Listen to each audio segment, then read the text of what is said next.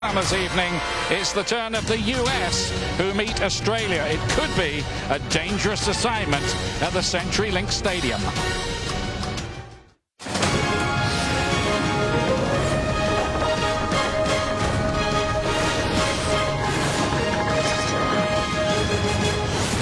Welcome to ESPN's coverage of the US women's national team. We're coming to you live from CenturyLink Field in Seattle. First game of the Tournament of Nations for the United States against Australia, who have some dangerous players. Hi, I'm Ian Dark. With me is former World Cup winner Julie Foudy. And Julie, this is a good idea, a good test for the US. Four of the best in the world, four of the top 8. And I think this all came about from Jill Ellis saying, look, I'm looking at the European Championship, seeing all the games they're getting, and the U.S. aren't getting those games. So they wanted to host this as the inaugural tournament in non-World Cup and Olympic years. And what a good one this is going to be for the U.S. Transitional phase. Jill Ellis is still tinkering with the team at the moment. She is, and you can see by her back line, you look at the 7 games she's had just in this year, 6 different lineups for that back line. And again, this one, a new player, and Taylor Smith getting her first cap ever with the U.S. team, starting at right back. On the other side, Casey Short, only her 11th appearance. Abby Dahlkemper is a fairly new player as well, and only her 5th appearance. And this is a back line that is going to have a handful to deal with the front 3 for Australia. Particularly the hotshot Sam Kerr, 11 goals in the National League, one behind the United States' Megan Rapinoe. She has been on fire in the Women's Pro League. We've seen her do it late in games, and not just once, she does it over and over again. And this is a player, in this game in particular, just 2 weeks ago, she scores a hat trick. This is the 2nd goal of the 3. And then, of course, the 3rd one in the 89th minute, 90th minute, that's when she's been scoring. But she's buzzing all game into the end of the game, and she is our Continental Tire Analyst Corner headline for this one. So it's nicely set up here. The teams are entering the field for this first game of the Tournament of Nations. The Aussies have never beaten the USA. They fancy they might do it here. When we return, we'll have the full starting lineups for you.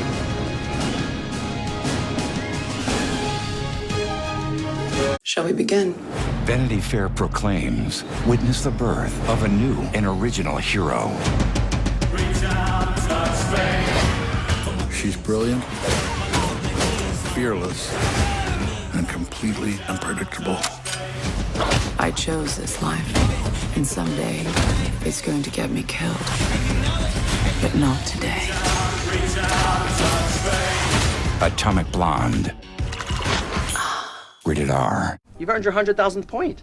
Here's your reward. Can I get one more? That'll be 15,000 points. Some loyalty programs aren't always rewarding. Thanks, Captain Obvious. But Hotels.com is. It's small batch. Instant savings now, free nights later. Hotels.com. Welcome back to Seattle. The United States women's team, the reigning world champions, remember, winners of the World Cup in 2015. They beat Australia in that tournament. Australia, though, with a very powerful lineup here tonight in this first game for the US anyway in the Tournament of Nations. And Jill Ellis, the coach, doesn't matter what you win, there's always pressure in that job. She's picked an interesting team tonight for the United States. Megan Rapinoe recalled after a weekend hat-trick. Whoa, and she is on fire with the NWSL. 12 goals leads that league, but interestingly enough, hasn't scored in 17 games in her last 17 games with the United States. And then Haran and Press up front as well for the United States in their 4-4-2. And Taylor Smith have a debut at right back there. That will be interesting. No Carly Lloyd, no Alex Morgan in that starting lineup. Sign of the times, we shall see. Alan Stajcic is the Australian coach. He's got them to the quarterfinals of the World Cup and the Olympic Games as well. Can they take a step further in the coming years? He hopes so anyway. And his lineup includes 4 players there highlighted for you who play their football in America, notably Sam Kerr, the very good goal scorer. And this is a team, they play in that 4-3-3. They love to press, they love to go, they have fast, aggressive playing. Whether they can sustain it for 90 minutes will be the question, but that's a good lineup for Australia, and one that's going to create some problems for the United States, perhaps. Very experienced lineup. Only the 17-year-old right back, Ellie Carpenter, has got under 50 caps. That experienced. There's Megan Rapinoe. Hasn't scored in her last 17 appearances for the United States. Her longest scoring drought. To be fair to her, a lot of those have been sub appearances, but she's top scorer in the National League at the moment.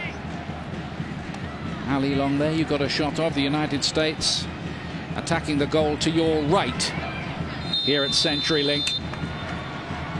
A 1-1 draw already in this tournament, but earlier on between Brazil and Japan. Good game that, with it seemed about 1,000 chances. How it ended 1-1, I've no idea, but it did. It was a beauty. It's cut out straight away and then cleared for the United States by Mallory Pugh, who's taking a job on the right-hand side tonight. She normally plays towards the left, but Rose Lavelle, who's been doing very well, a youngster coming through, is injured for this game. Yeah, that would have been a wonderful 3 games for her to get, because she's got so much promise, Rose Lavelle.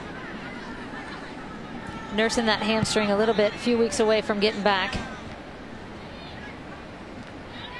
27 times these two countries have met, and the United States have won all but 2 of those, and those 2 were drawn as well. So it's a bit of an embarrassing one, that, for Australia. Here's the new right back, Taylor Smith, very pacey. She can play a bit further forward as well. Big day. You wish her well. You wish anybody making a debut well. It's nerve-wracking, isn't it? And especially with the way that Australia plays, they really press those front 3. They press all over the field. So the back 4 for the United States is going to have to get out of pressure, and a lot of it this game. Not really what you want in your first half, I think. It'll be a good test. Can you remember yours? No, I can't remember yesterday. Ian, come on. Very diplomatic.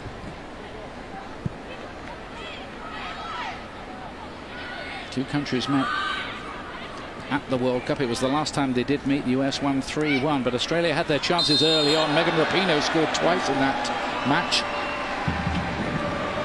Horan brought down, free kick for the US. And this is going to be interesting to see Horan in that high position. Played midfield for the last year with the US team, playing in the middle and for Portland as well. But you know, she's not unfamiliar up there. She played up there for PSG, and she does well in that target position. Played there with the under-20s. Rapinoe in charge of the set pieces, and with a very good record from them as well. Mallory Pugh, only 19 years of age.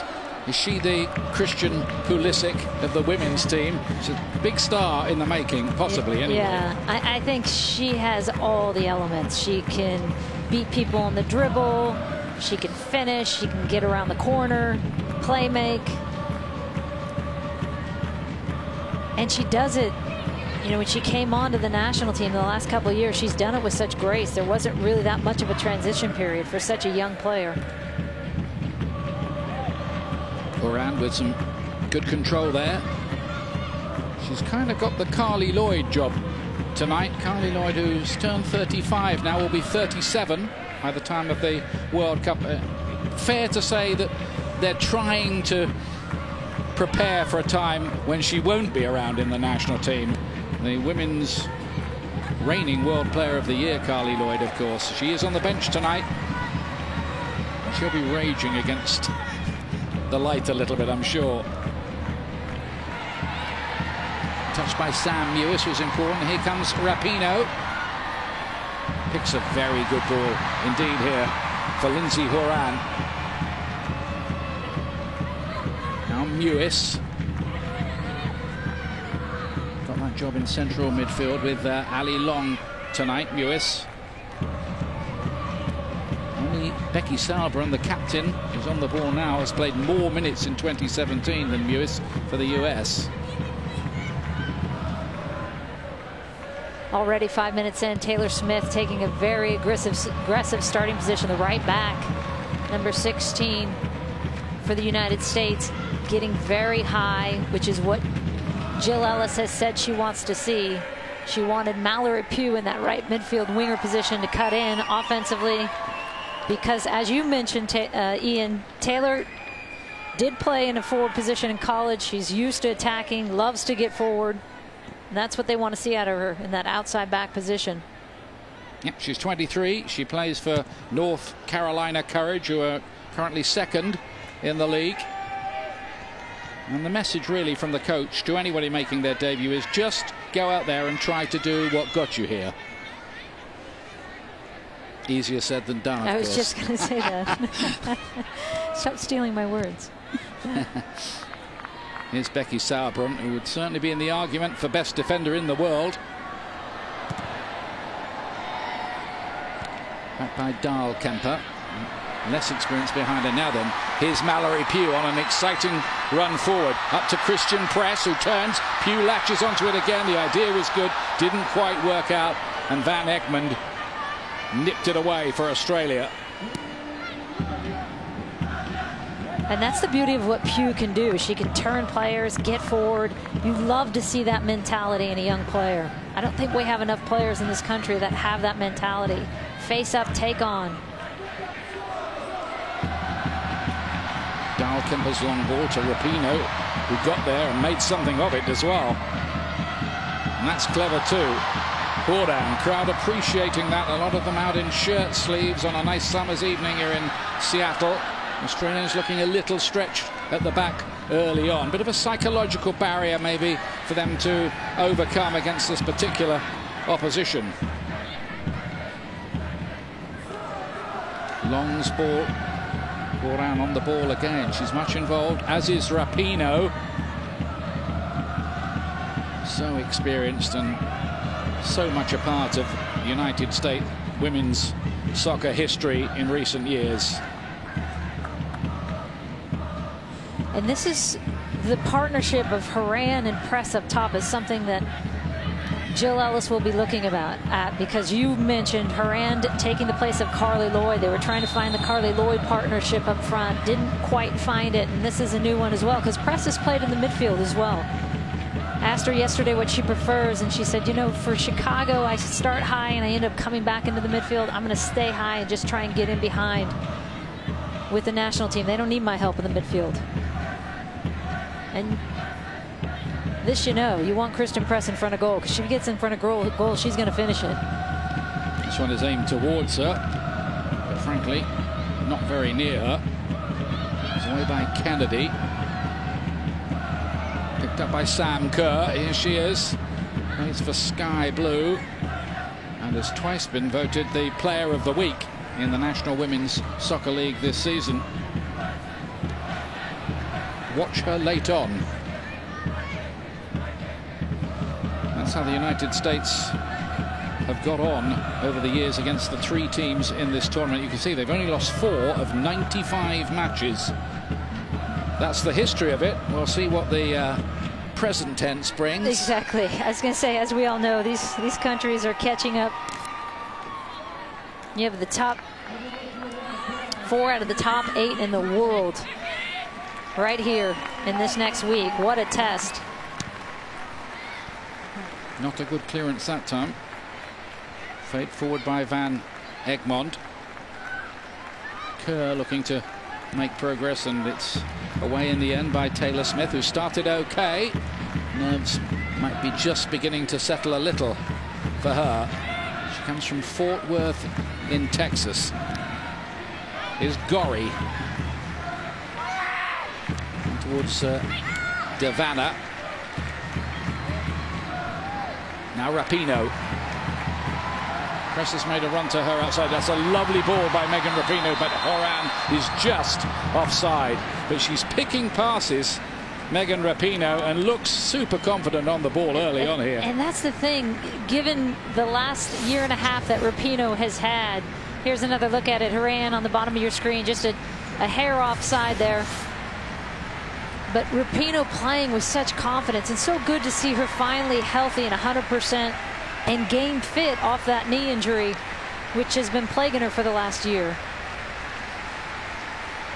I think the signs are that she's probably back somewhere near full fitness. And she'll certainly believe, even at the age of 32, she can be there for the next World Cup as well. Helen Knight helping it forward. Sometime midfield player, but being used at left back tonight, where she did play for Australia at the 2011 World Cup. The coach told us that tonight, reminded us, but of course Straight Julie from the knew all that source. anyway. Yeah, we of course knew that. Round of applause now, all around the ground in the 9th minute, in tribute to Tony DeCicco, who coached you to the World Cup glory in 1999. That's why it's the 9th minute, and it's heartfelt. Love to see it. This is the first game the U.S. has played since Tony passed away in June. And what a coach he was. Here's press. Rapinoe cutting inside, getting the shot away, and it's well dealt with by Lydia Williams, the Houston Dash goalkeeper. You see on Rapinoe's arm there. Here's a replay of this one coming in. Press having a chance to get in behind, decides to cut up. And Rapinoe again with the confidence, trying to get to her near post. You can see on Rapinoe's arm, they're wearing TD, the black armband for Tony DeCicco as well. Yeah, he'd have been enjoying this as well. A wise and wonderful man, charming too. Worked with us, didn't he, on the broadcast side at the 2011 World Cup, and was great company. It's sad he's no longer with us. Half-time we'll have a special tribute. And the thing about Tony that is so remarkable is everyone knows him for, of course, winning the World Cup in '99, the Olympics in '96. He gets inducted into the Hall of Fame. He wins the Under-20 World Cup in 2008. But the thing we love most about him as players is he was still our life coach. We were all very close to him. Just such a great man that we all stayed very close to. And I think that's such a measure of a coach. A real torchbearer for women's soccer in the United States. We'll miss him.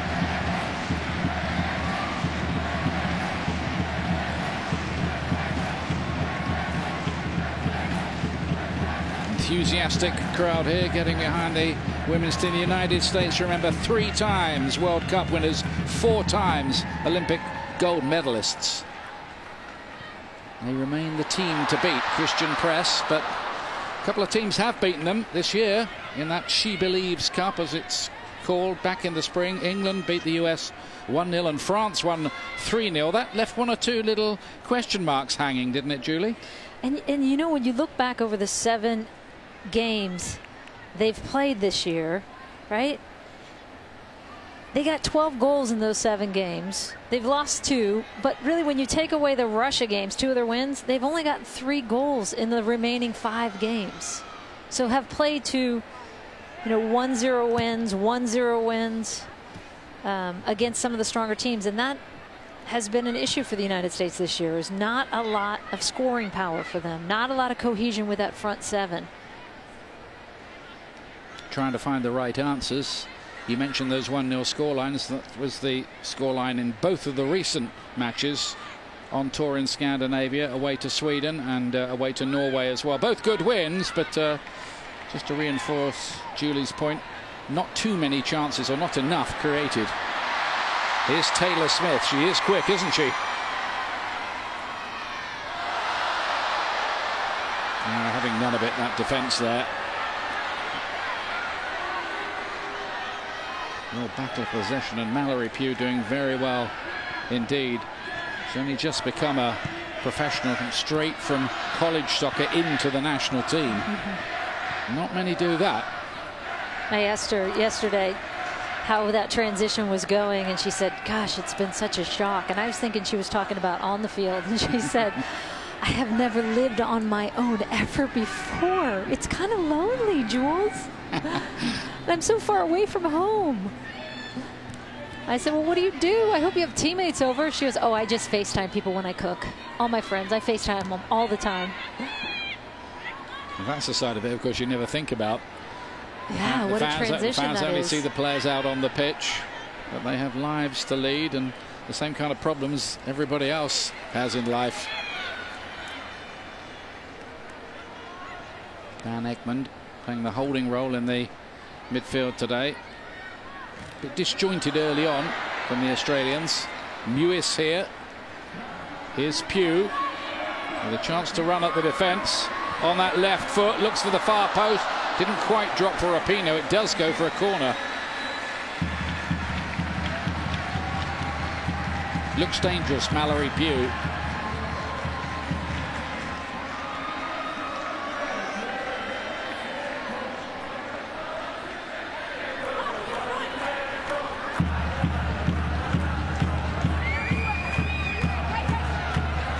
To take it. She plays for Seattle in the Women's League. Our next MLS match is Saturday, 10 o'clock Eastern, 7 Pacific on ESPN and ESPN2 in Spanish. We'll be at the StubHub Center for the Galaxy and Sounders. Siggy Schmidt hired today as the new Galaxy coach. He's won MLS Cup as Galaxy coach in 2002 and 2005, back in work. And Bob Bradley hired as LAFC's big news head coach today. Yeah, a lot going on in MLS. Yeah, woke up to 2 big announcements. Great to see Ziggy back in LA. And good, we'll have his first game live for you on ESPN as well.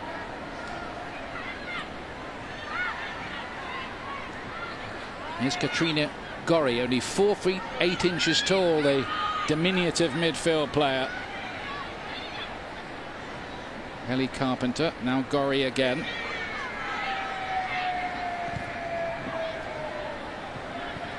And it's a poor ball on that occasion. And nothing at all that Elise Kellen-Knight could do to keep it in play.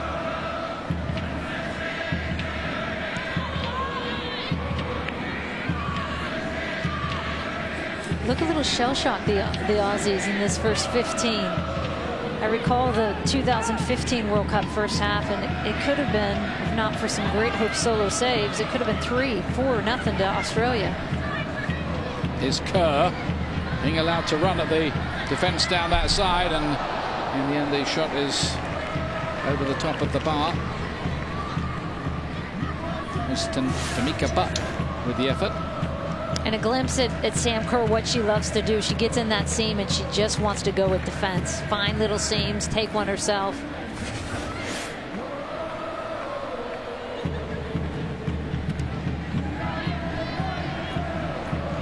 She's had to overcome a lot of injury problems to get to where she is. The US taking the eye early on here, though. And they do a lot of defender. That was Alana Kennedy who got it away.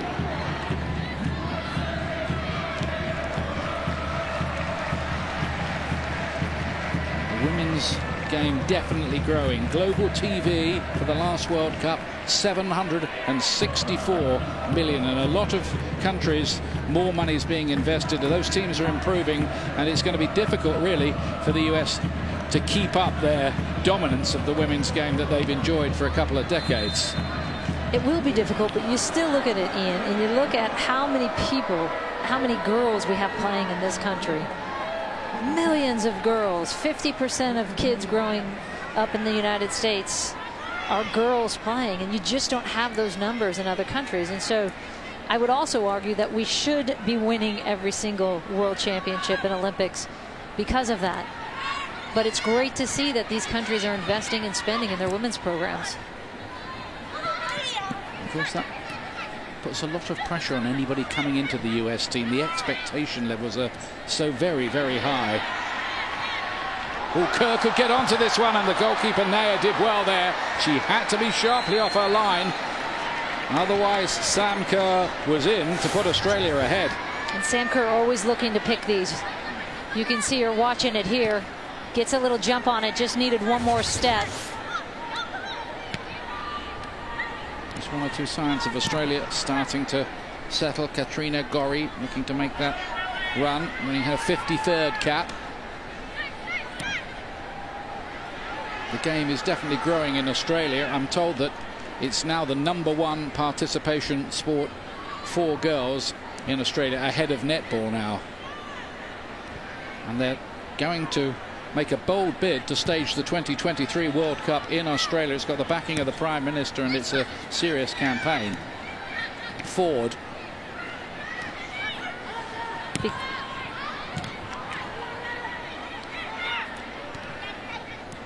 Better spell here for the Aussies. This Caitlin Ford, one of their best players.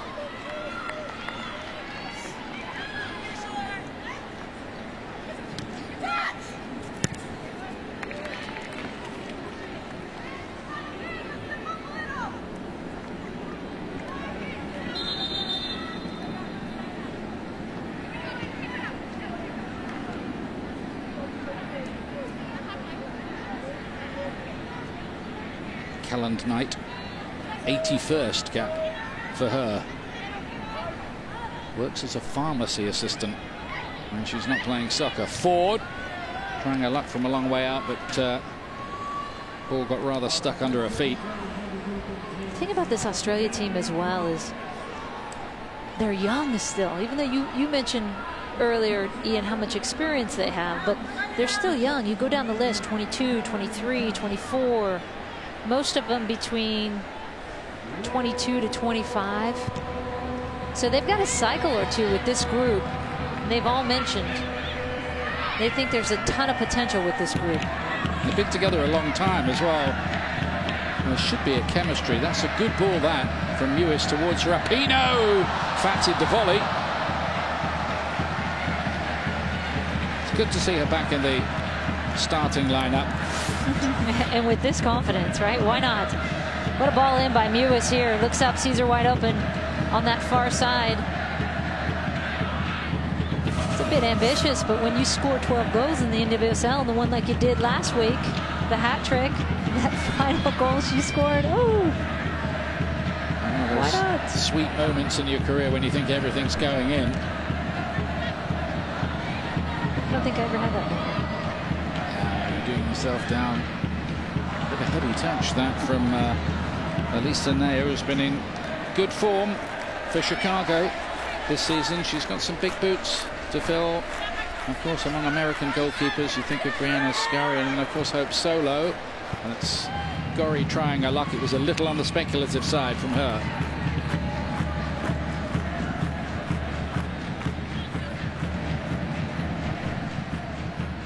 Signed this season by Chicago, and she has made a difference. Jill Ellis saying the big thing right now for Nair is just getting those minutes. So she'll get all 3 of these games here at the Tournament of Nations.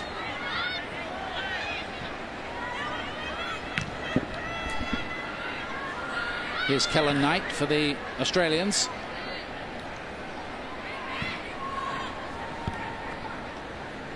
Bit of a miscue by Ford.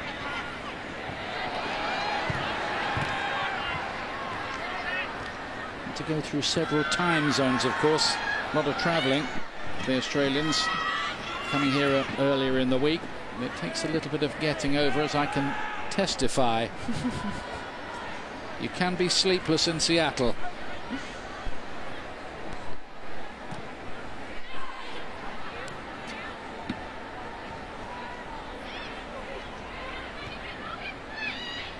Katrina Gorry starting to get on the ball and influence the game in the midfield. That's a good sign. Very, very busy. Here's the experienced Steph Catley. On towards Kerr.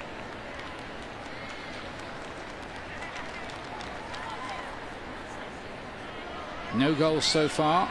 Just about at the halfway point, or just past it, of the first half. Dal Kemper's long ball. They're aiming for Megan Rapinoe all the time.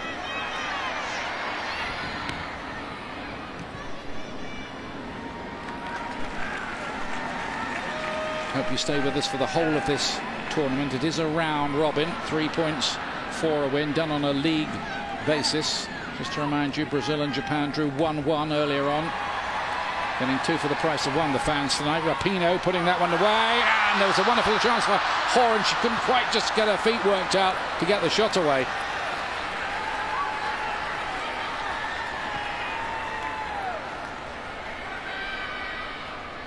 Rapinoe on that left side continuing to do so well. Finds Horan in there. USA v Brazil is the next game for the American team. Sunday, 8 o'clock Eastern, 5 Pacific on ESPN2. from San Diego and streaming live on the ESPN app if you prefer it that way. Chance to see Marta in action against the US again. Bit of history, Brazil, USA. Notably, you and I were there, Dresden, 2011, 122nd minute equalizer. Abby Wambach set up by Do you Megan believe Rapinoe. it? Do it again, Docky. I couldn't. Only the moment could produce it. One of the great goals, one of the most exciting in US soccer history. 10 ladies out there at the time as well.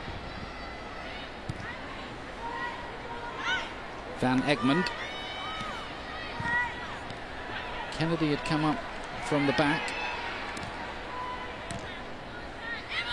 Australia were so close to a medal at the Olympic Games. Lost in the quarterfinals 7-6 on penalties to Brazil, which was a little agonizing, as you can understand. That's the thing about this team, similar to France, is they have a lot of talent. They're knocking at the door. They just have to get over that mental hurdle. And I talked to them a lot. I sat with Sam Kerr yesterday, Chloe Lagarzo, the coach. It was the one thing, especially with the United States, they've never beaten the U.S. And they said, yeah, it is a bit of a hurdle we have to get over mentally to feel like we have the confidence. And that's where that 2015, at least that first half, they felt that was a huge boost in confidence and mentality of we can play with the United States. They did beat Brazil 1-0 at the 2015 World Cup. Knocked out by Japan in the quarterfinals. It's just, can they become something more than a top 8 team? Can they become a top 4 team? They've threatened to do it without actually doing it so far. Here's Alana Kennedy. Plays for Orlando Pride in the National Women's Soccer League. On the ball again here. She missed the decisive penalty at the Rio Olympics as well. It was tough for a player to have to deal with that, but she's bounced back in a very professional way. That's the horror of a penalty shootout, isn't it, really? Somebody is always the villain. Pugh here. Horan, Pugh again. Free kick for the US. Same story, really. You mentioned it earlier. They're not carving out enough chances, are they? No, at least you're seeing some rhythm and some wide play, and Rapinoe and Pugh having some success, but really not enough cohesion between Horan and press. Haven't seen much of press yet. I think that's their biggest challenge right now, is how do we get those front 6 cohesive? Referee's whistle goes. Canadian referee, incidentally, tonight, Marie-Soleil Baudouin. And that's where I think a Rose Lavelle will help, sitting maybe in a 10 spot. She's been playing out wide, but I'd love to see her pulling the strings in the middle of the park there. They need that creative spark in the middle that just connects the dots for the United States and links those front 2 lines. Horan couldn't latch onto it. Kellen Knight laid it forward. Here's Lisa DeVanna. We haven't seen enough of her so far. Was that a foul by Taylor Smith? The referee points to the corner flag. It's been a good little matchup. Taylor Smith right back against Lisa DeVanna, the most experienced player on the Australian team with 40 goals all-time leading scorer for them and some pace, and Taylor Smith hasn't had one bit of problem with it yet.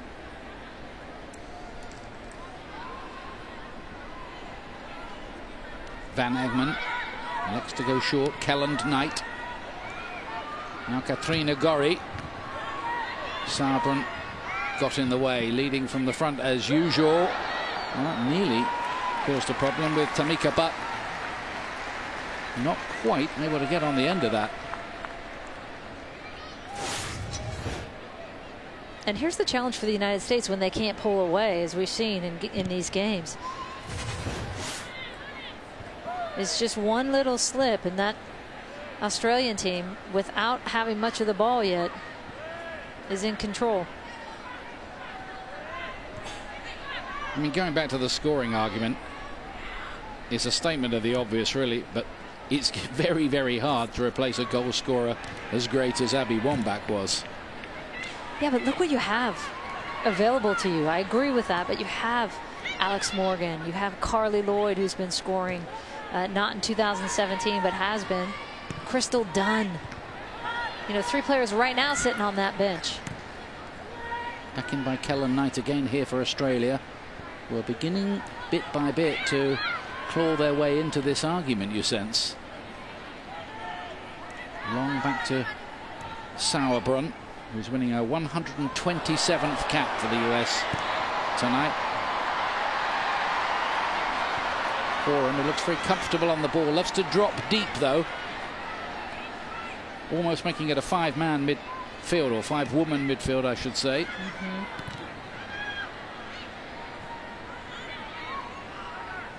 And so far, really, you'd have to say that Kristen Press hasn't been able to get into the game. She did get the winner on her last appearance for the US against Norway.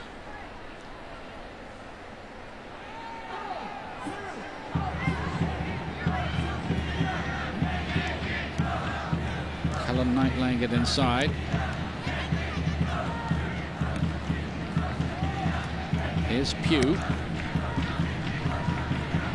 There's both Alex Morgan and Carly Lloyd options for later on. 6 substitutes are allowed in this competition.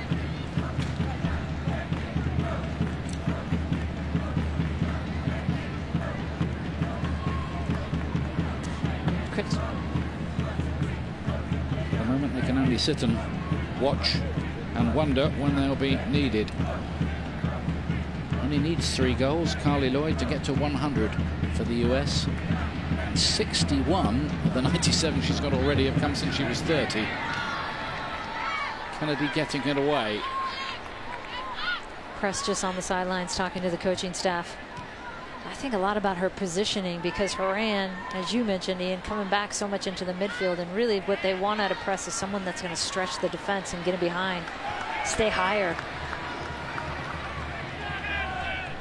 So far, Lydia Williams has had a pretty quiet time of it. She's been well protected by this Australian defence. Gorry again with this low centre of gravity, and she can pick a pass as well. Has been important in that midfield for Australia in this first half. Here's Pugh, who stays down and looks like she needs a bit of treatment, which is why the ball's been kicked out of play. Did look a bit of a painful one for the teenager.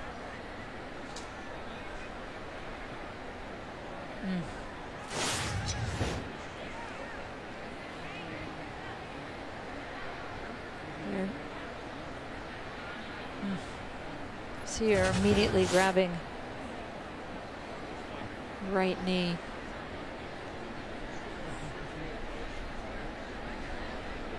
Just a reminder, by the way, of the format. It is like a proper tournament, a 4-team round robin, 3 points for a win, 1 for a draw. As we've been saying, 4 of the top 8 teams in the FIFA World Rankings involved here. There's no extra time, no penalties, and 6 substitutes are allowed. The final tiebreaker of all, should everything else be equal, is tournament FIFA rankings. So the US would come out on top if it came to that. I thought you were going to say what you and I thought. That'll be the winner. That'll be the last tiebreaker of the lot, I'd say. There are the rankings, by the way, in the world. US #1, Japan are 6, Australia 7, Brazil are 8, and of course the big European nations are currently contesting the European Championships, and they've got to the quarter-final stage of that. Germany would be the favourites. There's a France-England game in the quarter-finals, by the way. That's a beauty that's going to be happening. Certainly plenty of interest, growing interest, as there is around the world in the women's game. Here's Kellen Knight. Lisa Devanna, who's been a real character around Australian football. 1 or 2 scrapes along the way, been something of a maverick, but I think part of the establishment now. All right, she's a co-captain within the setup.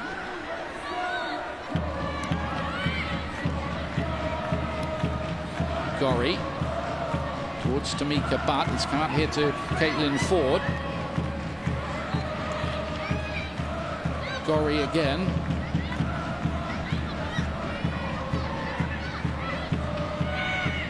Van Egmond.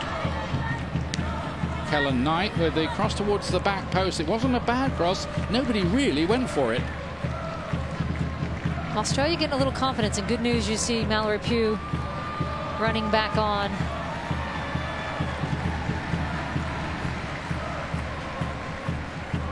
Yeah, she's all right again. That's good. Particularly with 3 games in just over a week.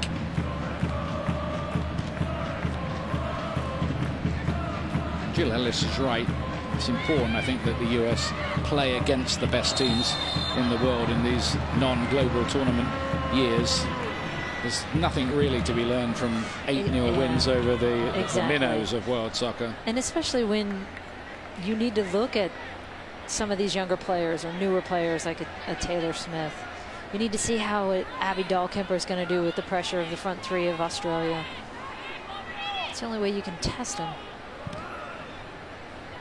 Dahlkemper with that ball in. It was headed down across the face of goal. Again, no danger for the Australian goal. That defence, and the keeper will be very, very pleased that they've had fairly few alarms so far. Maybe from the US's point of view, an alarmingly few number of alarms, if you get my meaning. and this is something right now where you're seeing you don't have anyone saying, I'm going to take this game by the scruff of the neck, right? In midfield, particularly, I think, for the United States, in the center of midfield, you got Morgan Bryan coming off an injury, Rose Lavelle out with an injury. But I think that's the missing component for the U.S. this year, is who's going to be that playmaker type pulling the strings for them in the midfield. Right now, Long and Mewis, they both play in a deeper role. I think you're missing someone in that high attacking midfield role. Yeah, produce a little bit more drive maybe from the midfield. The wide player Tobin Heath is another one who's injured at the moment. Kerr with a lively looking turn. Gorry here! And Naya was right behind it. It's only her 16th cap, Elisa Naya. She's only let in 4 goals so far.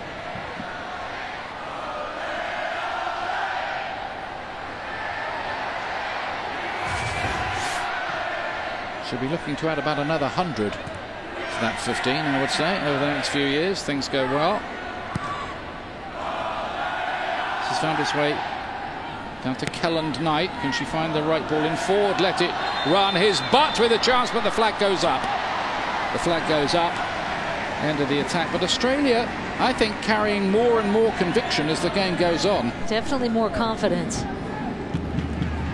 Getting players forward. I think the question for Australia is, can they sustain it?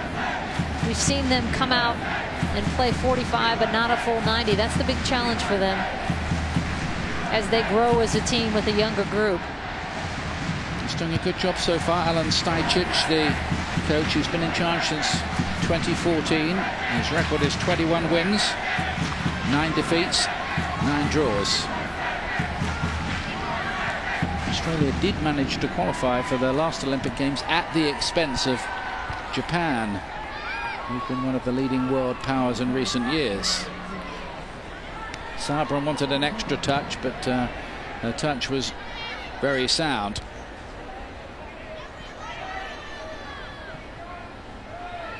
Gorry again. It's been just about the best player on the pitch in this first half, and that's another good ball to Lisa De Vanna, and again the flag goes up for offside.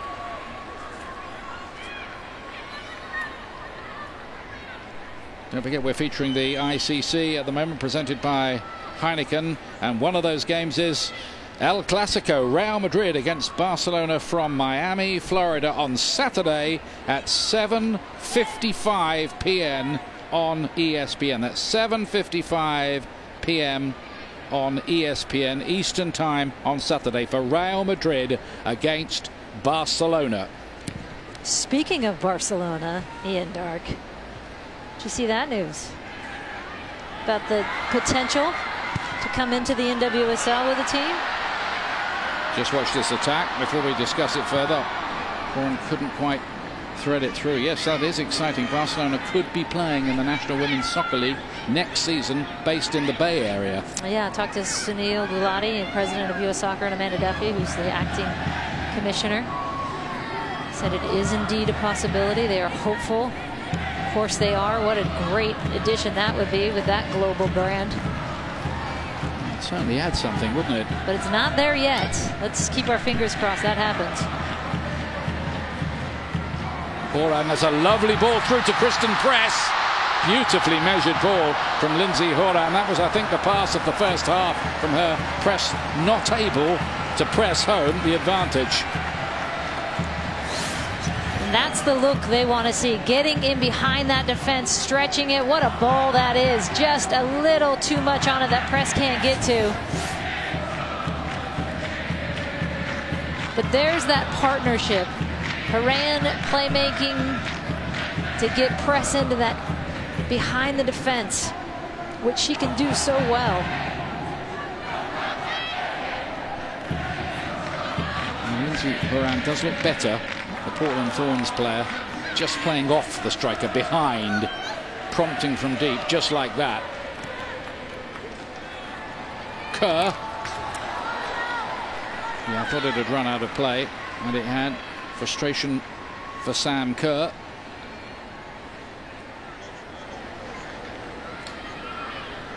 And there's a lot of games coming up in the NWSL. All the games beginning at 3:30 Eastern. There you are. Portland and Houston. Washington struggling down at the bottom, playing Boston Breakers. North Carolina second against Washington as well. And Kansas City with Becky Sauber in the lineup playing Orlando Pride. Coming up just as listed there for you. All on Lifetime. Great to see. Meanwhile here, first game of the Tournament of Nations for the USA, and far from having it all their own way here against the Australians. Casey Short cutting it out in that left back role tonight. She can play in the centre of the defence as well. But I think it's fair to say the US fans have been a little underwhelmed by this performance in the first half. Started strong in that first 15 and then fizzled out a little bit for the United States. Catley's ball forward was cut out. Pugh with the header. But look what you got on your bench if you're the United States. Goodness. Crystal Dunn, leading scorer for the year. Devanna looking to measure that one, and I think Naya had seen what she was trying to do and was very quickly off a line to cut it out. Carly Lloyd, two-time reigning FIFA World Player of the Year. Alex Morgan. Yeah, a lot of changes could be made, and a lot of changes I'm pretty sure will be. Sid LaRue, who's been doing well. I mean, you got a lot. Gorry again here. The Australians. Kerr playing on that right-hand side. Corner kick to Australia here in the closing moments of the first half. A first half in which Australia have more than held their own, and the USA have just struggled to find top gear.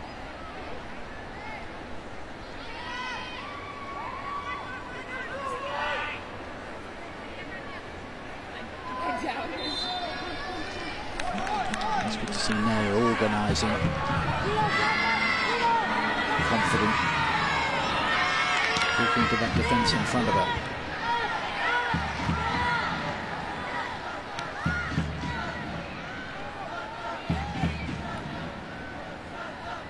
Carpenter to Catley.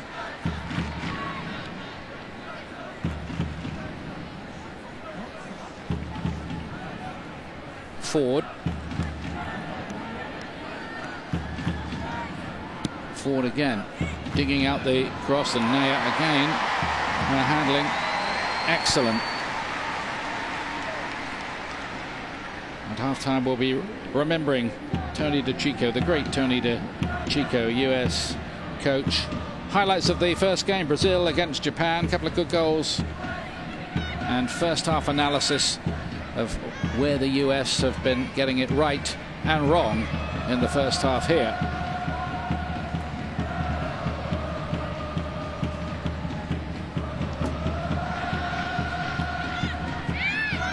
Dahlkemper.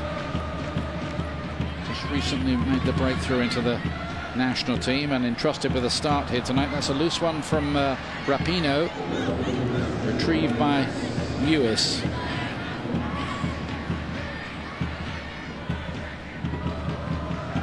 Australia is so good at getting numbers around the ball quickly, defensively. I think that's one of the things U.S. has to look at, and especially with those three forwards always putting pressure on that back line for the United States. They have the courage to play that chess match and get those outside backs forward a little bit more, find those gaps once they do press on the weak side. Right now, just not having enough success getting that rhythm together. I think the US need half time here, really. Just go in, have another think about this. Alana Kennedy. That ball too long and straight, really, to be any problem to the defense. Allowed to just bounce out. Australia holding the US to a goalless scoreline, and that will be half time here. Not enough real chances created. Lisa Nair probably took the eye more than anybody. Megan Rapinoe started the game pretty well, but like the rest of the side, they rather ran out of ideas, and Australia have grown into this. When we return, we will take a look back at the life of Hall of Fame coach Tony DiCicco. We'll see you in a moment.